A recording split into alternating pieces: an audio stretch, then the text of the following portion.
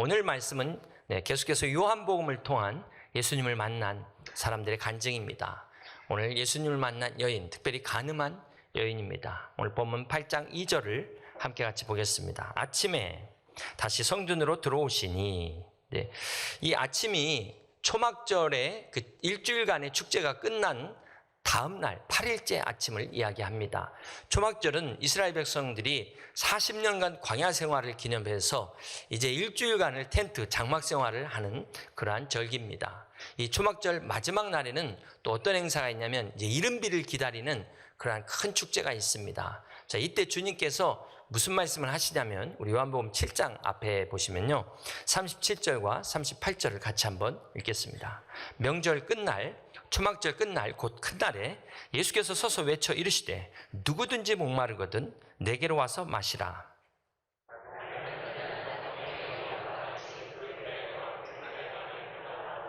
네, 이 초막절 마지막 날 이른비를 위해서 기도하는데, 자, 이때 주님께서 누구든지 목마르거든 내게로 와서 마셔라. 이 말씀은 초막절의 주인은 바로 예수님 자신이시다. 예수 그리스도가 초막절의 주인이심을 말씀하고 있는 것입니다. 자, 그리고 이제 이튿날 새벽까지 밤을 꼴딱 새는 이제 올라이트 행사가 있습니다. 마치 저희 예전에 크리스마스 이브 때는 올라이트가 있었거든요. 새벽송도 있었는데 요즘은 그런 추억들이 점점 없어져 가는 것 같아서 참 안타깝습니다. 근데 참 더더군다나 안타까운 것은 그런 크리스마스 같은 좋은 때에 세상은 더 죄를 짓고 있어요. 세상 사람들은 더 죄를 짓고 있는 것 같아요. 자, 이렇게 밤새도록 즐겁게 축제를 하면서 새벽닭이 울면 초막절의 축제가 다 끝나게 됩니다.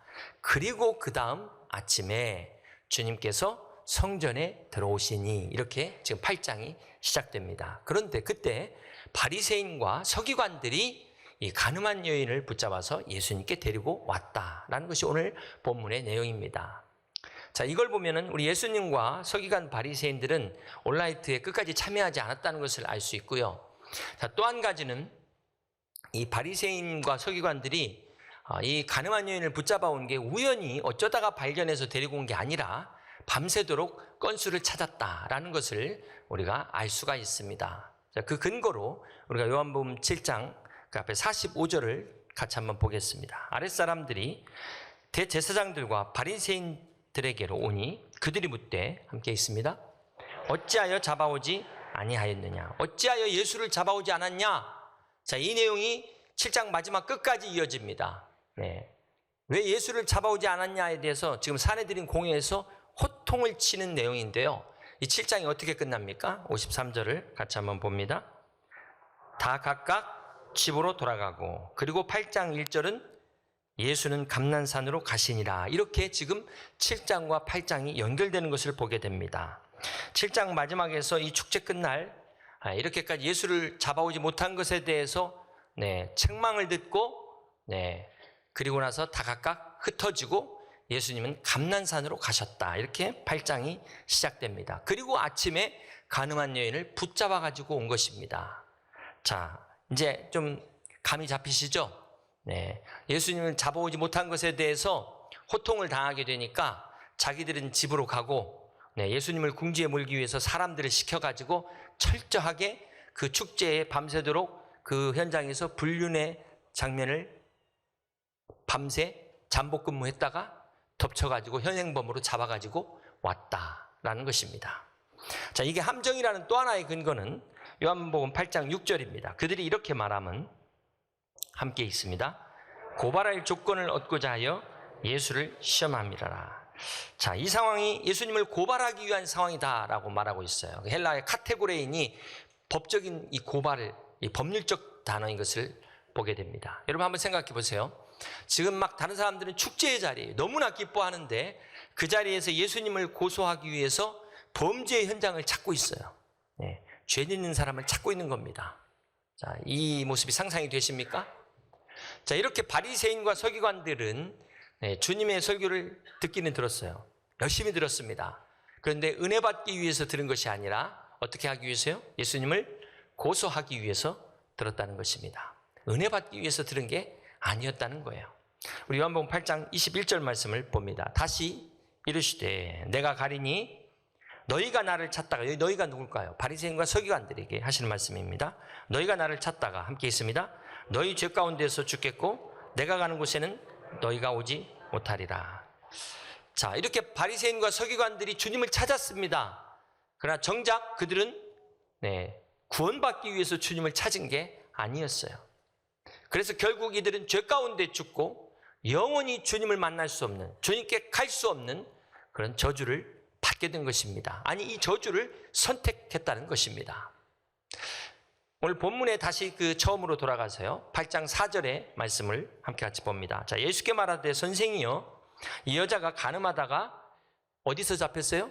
현장에서 잡혔습니다. 이 간음은 직결 처분에 해당하는 죄입니다. 재판 없이 그 자리에서 현행범 돌로 쳐서 사형을 시키는 겁니다. 자, 그런데 왜 데리고 왔을까요? 예수님께 데리고 온 것은, 자, 이 처형이 문제가 아니라 예수님을 함정에 빠뜨리기 위한 철저한 계획이었다, 술책이었다는 것입니다. 우리 요한복음 8장 5절을 계속해서 보시면 뭐라고 이야기하냐면, 모세는 율법에 이러한 여자를 돌로 치라 명하였거니와 선생은 어떻게 말하겠나이까? 그러면서 예수님의 의견을 묻는 거예요. 자, 근데 여기서 만약에 돌로 치라 그러면 어떻게 될까요?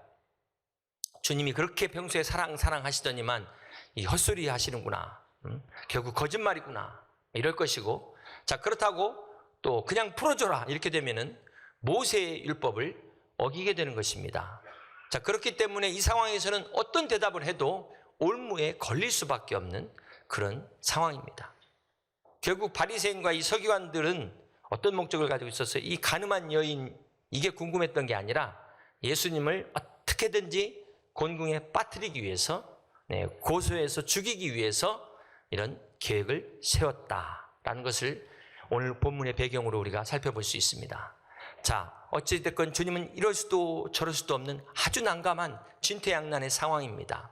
자, 이런 상황에 우리가 처하면 어떻게 해야 될까요? 주님 어떻게 하셨는지 우리 요한복음 8장 7절부터 9절을 같이 한번 교독합니다. 그들이 묻기를 맞이 아니하는지라. 이에 일어나 이르되 너희 중에 죄 없는 자가 먼저 돌로 치라 하시고, 그들이 이 말씀을 듣고 양심의 가책을 느껴 어른으로 시작하여 젊은이까지 하나씩 하나씩 나가고 오직 예수와 그 가운데 섰는 여자만 남았더라.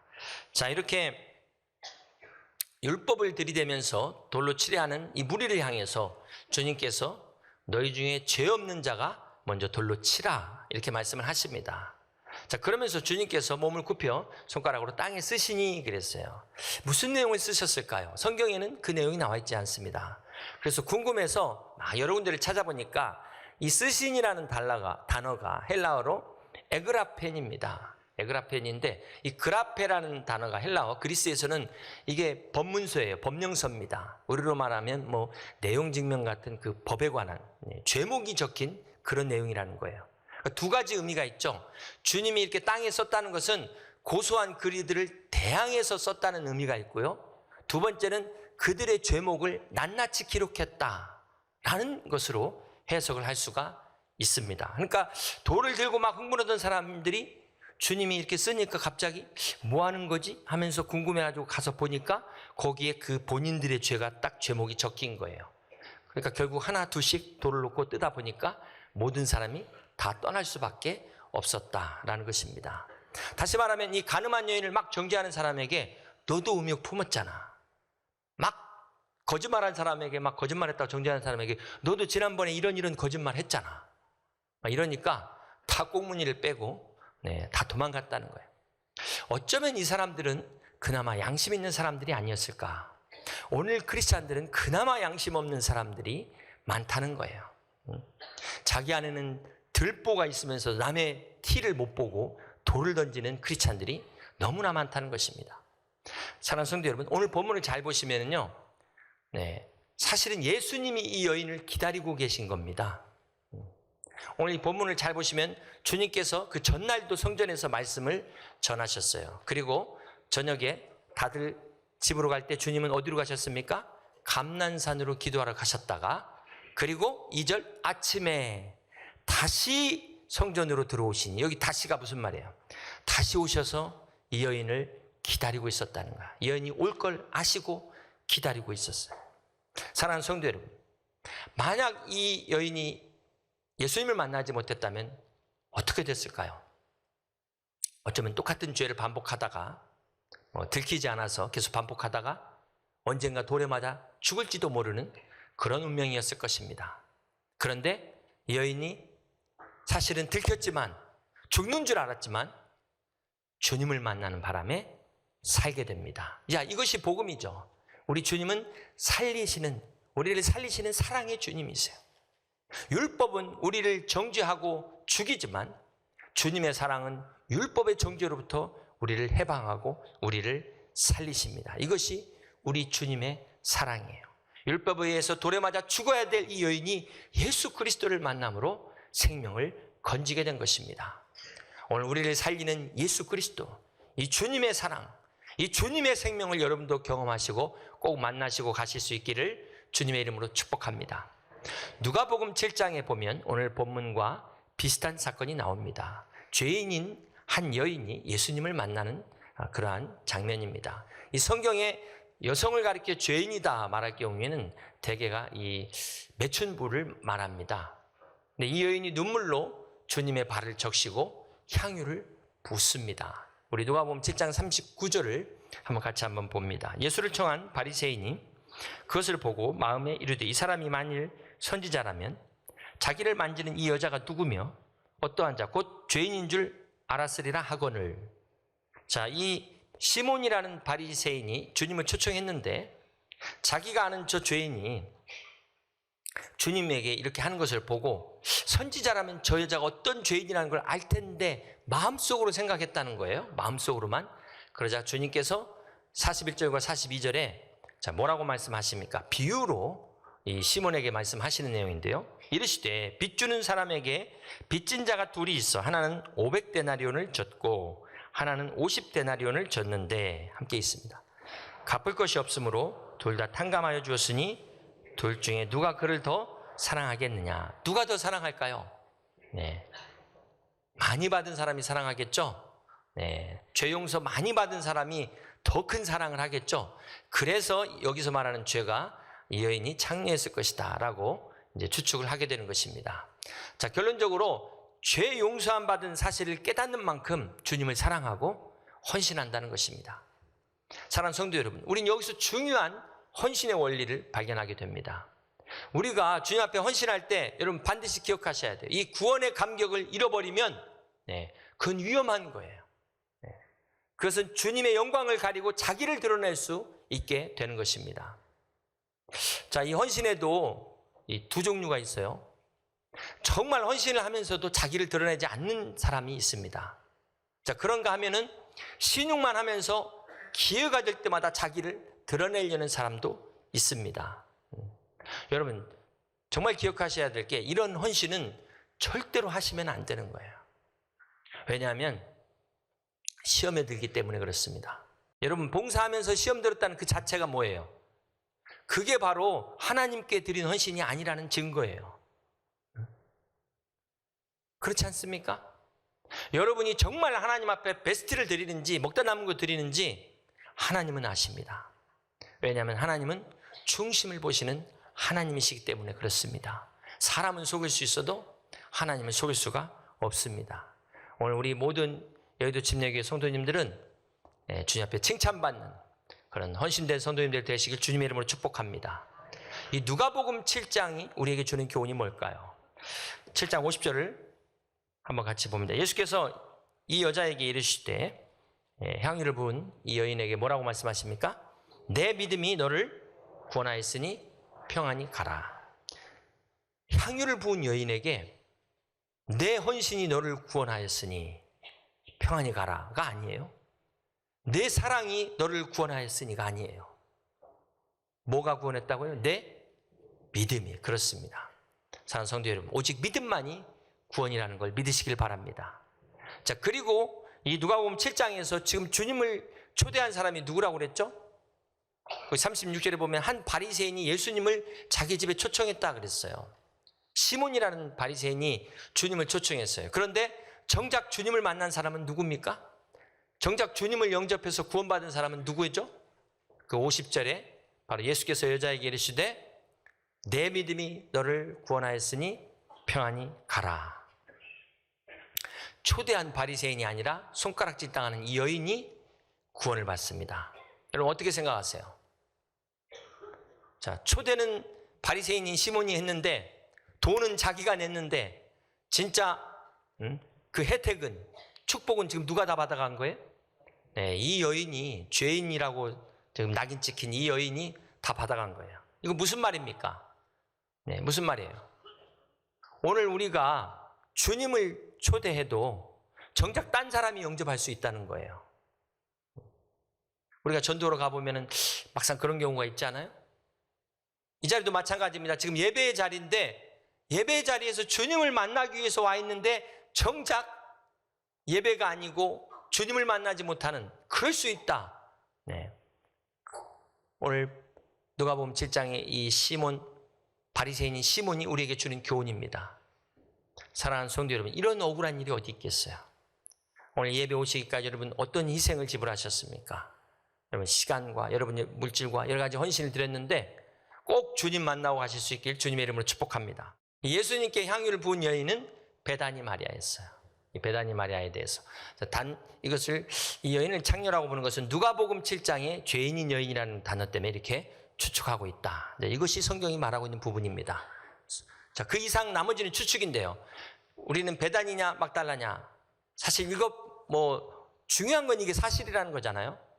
네, 베다니 막달라보다도 더 중요한 것은 이 향유 사건이 갖고 있는 그 요한복음이 말한 표적의 의미, 그랬잖아요. 이 향유 사건이 담고 있는 그 본질의 의도가 뭐냐?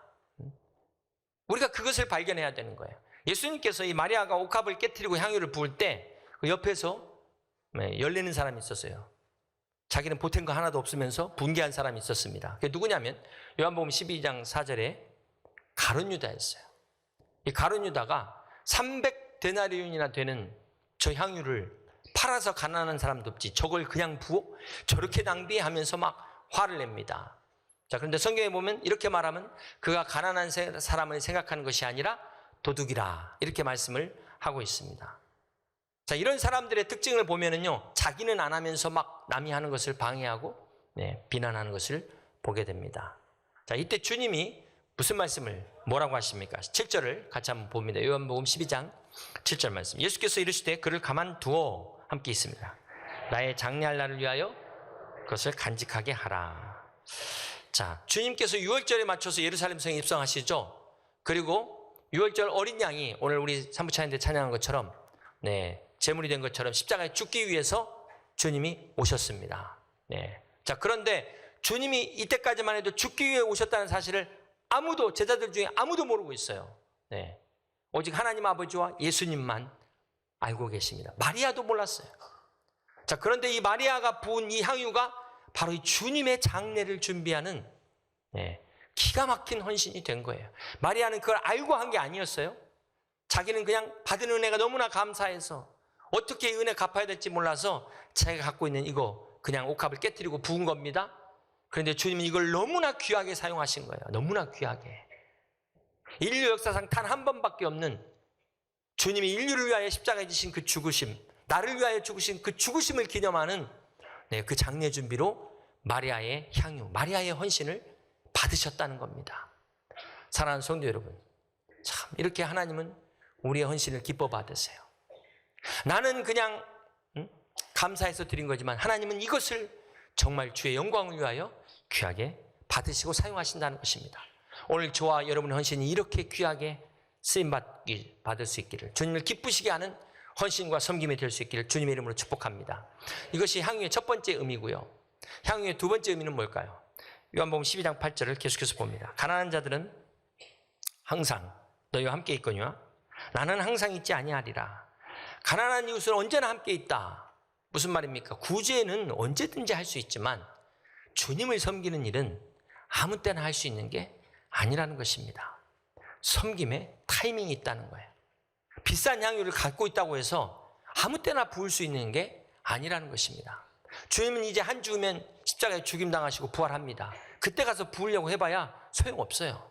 필요가 없는 것입니다. 향유를 바치는 이것은 주님의 십자가의 죽으심을 기념하는 유일한 기회였어요. 유일한 기회. 이 타이밍을 놓치지 말라는 것입니다. 사랑하는 성도 여러분, 범사에 때가 있죠. 날 때가 있고 죽을 때가 있는 것처럼 모든 헌신에도 때가 있습니다. 하나님의 때가 있습니다. 우리의 인생도 주님이 쓰시려고 할 때 드려야지 타이밍 놓쳐봐야 소용없어요. 됐다, 필요 없다, 그때 아무리 가져와 봐야 무슨 소용이 있겠습니까? 네. 주님이 헌신하라는데 제가 시간이 없는데요, 바빠서요, 제가 좀 생활이 안정되면 하겠습니다. 그건 헌신이 아니에요. 아무리 값비싼 향유랄지라도 주님이 필요할 때 드려야 되는 것입니다. 나귀 한 마리도 주님이 예루살렘에 입성하시는 그 타이밍에 주께서 쓰시겠다 할 때 그 타이밍이 맞아야 되는 것이지 지나고 나면 소용이 없어요. 보리떡 한 조각도 마찬가지입니다. 오병이어의 기적도 필요할 때 바쳐져야 의미가 있는 거예요. 주님이 필요할 때, 교회가 필요할 때 우리가 그 헌신의 타이밍이 맞아야만 주님을 기쁘시게 할 수 있다는 것입니다. 사랑하는 성도 여러분, 여러분이 갖고 있는 옥합은 무엇입니까? 우리 모두는 다 나름의 옥합이 있어요. 네. 이 옥합이 아무리 화려하고 아무리 소중해도 사실 그 안에 있는 향유와는 비교할 수 없는 것입니다. 네. 향유를 담기 위한 옥합이라는 것 잊지 마세요. 주객이 전도되면 안 되는 겁니다. 중요한 사실은 이 나라는 옥합이 깨져야만 내 안에 향유가 나오는 거예요. 예수 그리스도의 향기가 드러나게 되는 것입니다. 그러기 위해서 반드시 옥합이 깨져야 돼요. 깨어진 옥합. 오늘 우리의 이 깨어진 마음, 이것이 주님 앞에 쓰임받는 중요한 헌신의 조건입니다. 시편 51편 17절에는 이렇게 말씀합니다. 하나님께서 구하시는 제사는 상한 심령이라. 하나님이여 상하고 통회하는 마음을 주께서 멸시하지 아니하시리이다. 여기서 상한 심령, NIV에는 broken spirit이라고 나와 있습니다. 여러분, 이 상한 심령이 어떻게 될까요? 우리가 깨어질 때, 부서질 때 심령이 상하게 됩니다. 근데 broken heart뿐만 아니라 broken spirit이라는 것은 상처받았다고 해서 다 깨지는 게 아니에요. 대표적으로 이 출애굽 때 바로왕 10가지 재앙을 통해서 엄청난 고난과 상처를 받았는데 깨지는 게 아니라 마음은 더 완악해졌어요. 자기 나라는 깨지고 자기가 갖고 있는 모든 건 다 깨져나갔는데 그 마음은 더 강팍해졌어요. 사울왕과 아합, 이세벨 역시 마찬가지였어요. 깨지고 부서진다는 것이 하나님 앞에서 깨져야 의미가 있는 것이지, 그렇지 않으면 아무 소용이 없는 것입니다. 그렇다면 우리가 하나님 앞에서 깨진다는 것이 무엇을 말할까요? 나는 아무것도 아닙니다. 나는 아무것도 할 수 없는 존재입니다. 이 연약함을 인정하고 주님 앞에 나아가는 것, 이것이 바로 broken heart, broken spirit. 시편 34편 18절 말씀합니다. 여호와는 마음이 상한 자를 가까이 하시고 충심으로 통회하는 자를 구원하신도다. 그렇습니다. 사랑하는 성도 여러분, 깨어짐이 없는 회개는 회개가 아닙니다. 깨어짐이 없는 거듭남? 아니에요. 깨어짐이 없는 겸손? 겸손이 아닙니다. 그렇습니다.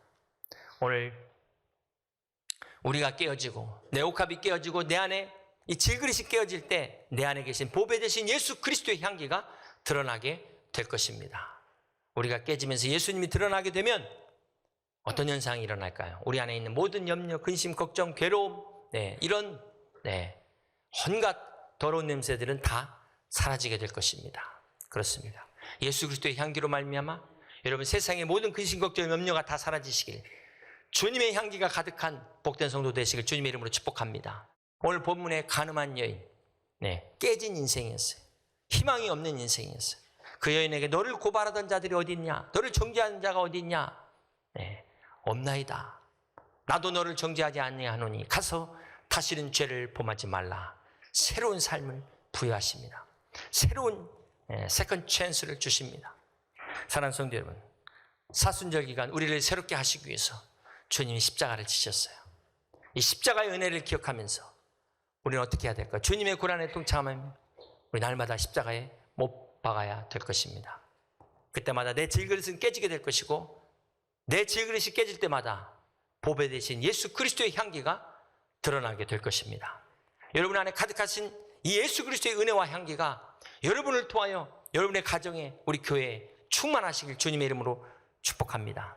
그러기 위해서 우리의 믿음이 옥합을 깨는 믿음이 돼야 돼요. 옥합을 깨는 믿음. 그러한 믿음은 이 스카를 스타로 바꾸게 됩니다. Turn your scar into a star. 네. 여러분에 있는 이 상처, 이 스카, C를 녹여서 T로 만들어야 밤하늘의 스타, 이 깜깜한 어둠을 밝히는 별 같은 인생이 되는 것입니다. 오늘 상처를 별과 같이 바꾸는 옥합을 깨트리는 믿음을 가지고 주님의 빛과 향기를 발할 수 있는 우리 복된 여의도 침례교 성도들이 다 되시기를 주님의 이름으로 축복합니다.